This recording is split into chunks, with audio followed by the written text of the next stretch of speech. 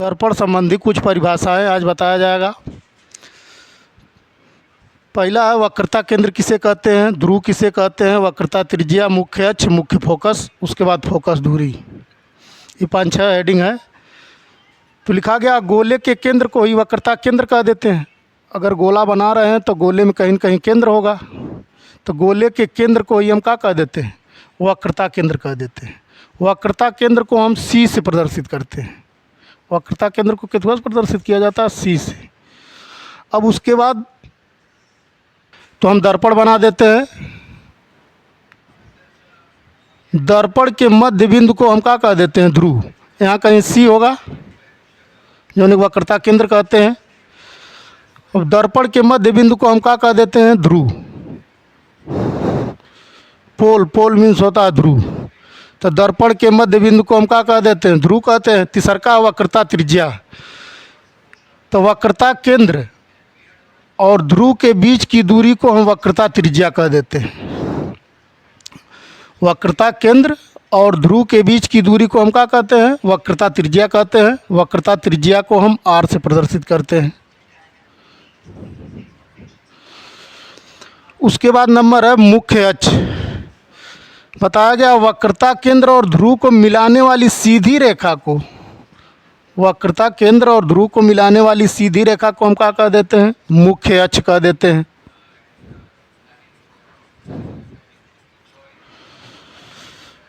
वक्रता केंद्र और ध्रुव को मिलाने वाली सीधी रेखा को हम क्या कह देते हैं, मुख्य अक्ष कह देते हैं।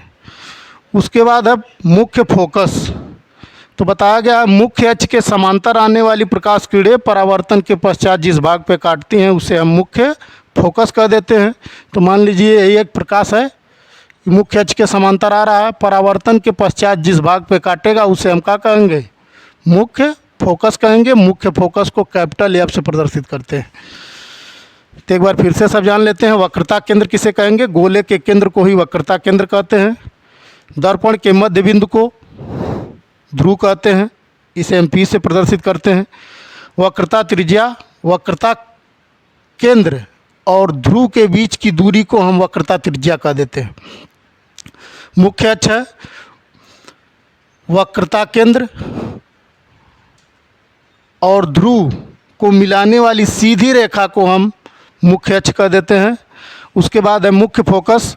मुख्य अक्ष के समांतर आने वाली प्रकाश किरणें परावर्तन के पश्चात जिस भाग पे काटती हैं उसे मुख्य फोकस कहते हैं।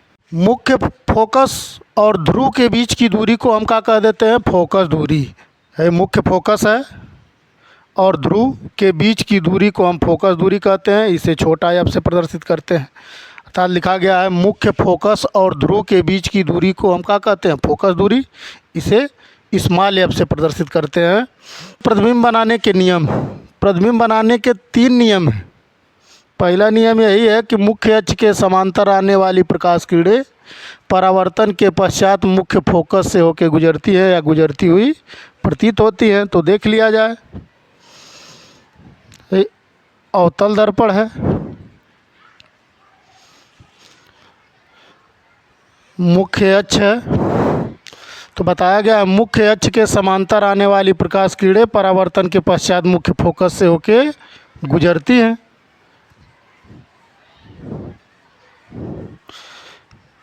और उसके बाद है उत्तल दर्पण।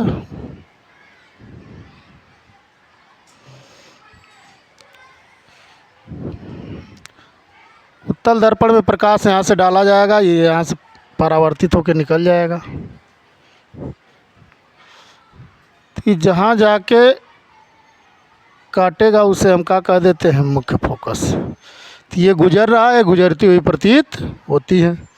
दूसरा का कहा गया है मुख्य फोकस से होकर जाने वाली प्रकाश किरणें परावर्तन के पश्चात मुख्य अक्ष के समांतर हो जाती हैं। तो देख लिया जाए,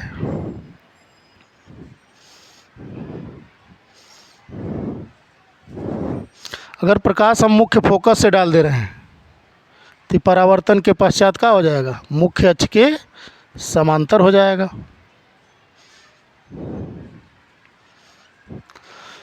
तीसरा बताया गया है कि वक्रता केंद्र से होकर जाने वाली प्रकाश किरणें परावर्तन के पश्चात उसी मार्ग से वापस लौट जाती हैं।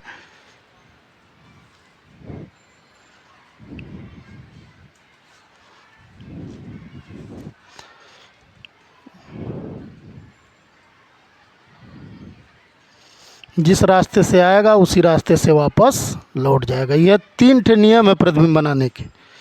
पहला नियम है मुख्य अक्ष के समांतर आने वाली प्रकाश किरणें परावर्तन के पश्चात मुख्य फोकस से होकर गुजरती हैं।